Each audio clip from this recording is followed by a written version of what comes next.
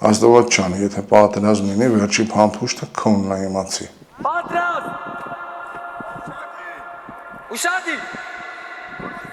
Համազարկով։ Կրակ։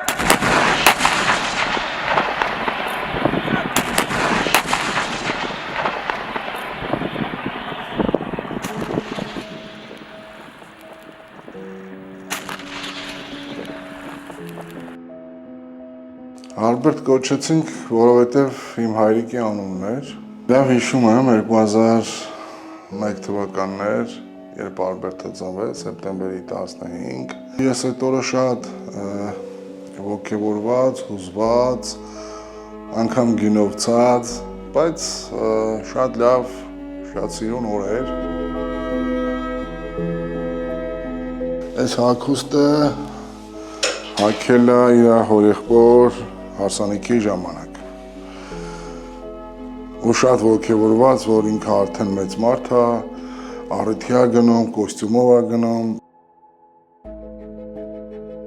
9-10 ամբողջ օրագիրը տենց է, ինքը մինչև 6-րդ դասարան, 7-րդ դասարան անգամ գերազանցիկ է սովորել, դրանից հետո արդեն սովորական պարապմունքներով, բանով ինքը չէր սովորում գնահատականի համար, սովորում էր ինքը իր համար, ու սովորում էր, որ գիտելիք ձեռք բերեր։ Երբ որ իրան ասում էինք այդ 9-երի, 10-երի հետ կապված, ասում էր դա ուղղակի ոգևորության համար ասում էր, թե չէ այդ գնահատականները ինձ չի հետաքրքրում։ Դեռ դպրոցական տարիներից կարատեի էր հաճախում ու ամեն գոտիները փոխելու ժամանակ գալիս էր, տես այսօր գոտիս փոխել եմ, ես հարցնում էի, ինչ եք անում, որ գոտին փոխում ենք, ասում էր կատա ենք անում։ Մեկ անգամ առաջի տեղ էր գրավել ու ես լավ հիշում եմ, այդ օրը ջերմությամբ պարկած է, ես չէի մասնակցում այդ միջոցառման, ներկա չէի։ Երբ որ իրանք եկան տուն, շատ մեծ ոգևորությամբ, մեդալը գցած, եկավ ասես տեսար, որ ես էլ կարամ առաջի տեղ բռնեմ։ Բոլորը ասում են, որ ինքը շատ խելոք, խելացի երեխա է ու կարևորը, որ ինքը լիդեր էր։ Մի բան էին ուզում կազմակերպել, ասում են Ալբերտ սա կկազմակերպես, ու Ալբերտը այդ ամեն ինչը անում էր։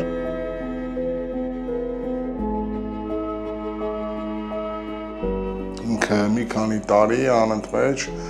արձակորդներին ամառները հաճախում էր հաղարծին, ապրում էր այնտեղ որոշ ժամանակ, հոգևորական լեզվով ասած, ճգնում էր, օգնում էր եկեղեցու գործերում։ Մանկության տարիներին խաղում էր խաղալիք զենքով,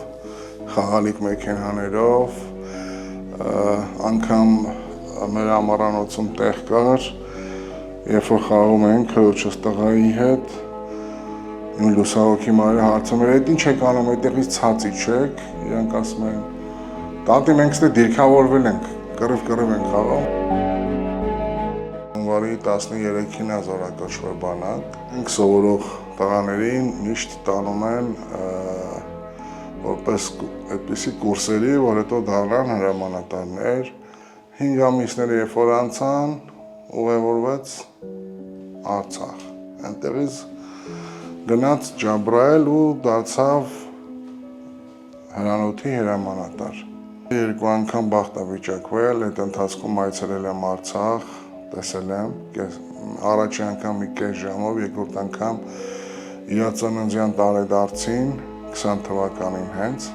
երբ որ իրան պետքա ուղեկցեինք արդեն զորամաս, նայած, Այդ կանգնած մի բլրի մոտ խոսում էինք ու իրան բացատրեցի անգամ լավ հիշում եմ սաս ձեռքերով մինչև այսօր աչքերիս առաջ է, ասի սա այս կողմն է, այս կողմն է, ու գիտես չասի որտեղից են թուրքերը գալի, ասես գիտեմ, ու սենց մեծ մարդու նման ուսիս սենց հարվածել եմ, ասես գիտեմ, որ դու էլ ուստը ծառա է, ամեն ինչի տեղը գիտես։ Ասի քեզ մենակ մի բան կխնդրեմ, երբ նահանջ հրաման կտան, պարտադիր կլսես հրամանը, քանի որ ես գիտեմ, որ ինքը հրամանը չի կատարելու։ Ինքը համառորեն համ կռվում էր, համ խնձոր էր ուտում, արամարելով, ինքը խնձորը ուտում է մենակ պոչն է գցում։ Ինքը սիրում էր խնձորը այդպես ուտել, ու ամեն ինչից զատ իր համար խնձորը էր։ Իր համար ամենաուժեղ միրգն է, սենց ասեմ։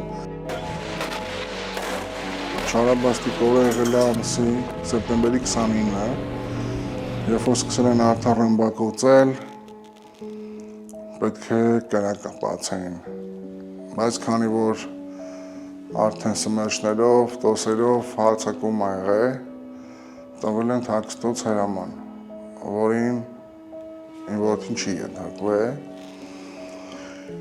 և գիտեր իր կրակոցից շատ բան է կախված, եթե չկրակեր պիտի բոլորը զոհվեին, կրակելու դեպքում ինքը պիտի զոհվեր, նախընտրել է իր կյանքը։ Մոտավորապես 10 օր մեծ քանակի ուժերով փնտրում էինք, որ գտնենք, իրեն չէին գտնում, հետո իհարկե գտանք, բայց գտանք արդեն անշարժ մարմին է։ Երբ որ լինում ենք մի բռունցք, հաստատ անելու բան լինում է ու հաղթանակելու տարբերակել է լինում։ Քանի մենք մեր մեջ չենք կարողացել ուժ գտնենք իրար հարգելու, սիրելու, միաբանվելու, մոռանանք ինչ-որ բան հետ բերելուց, չգիտեմ, հաղթանակներից, այդ ամեն ինչի մասին խոսել չենք կարող։ Այ երբ որ կմիաբանվենք, կսկսենք միմյանց հարգել, սիրել, ընդունել, տկարին օգնել, շատ լավ սովորել, հարգեն միմյանց, հարգեն պետությունը, օրենքը և փորձեն շատ զավակներ ունենալ։ Այդ ամեն ինչը կնպաստի, կխթանի, որ մենք կարողանանք ուժեղ երկիր լինել։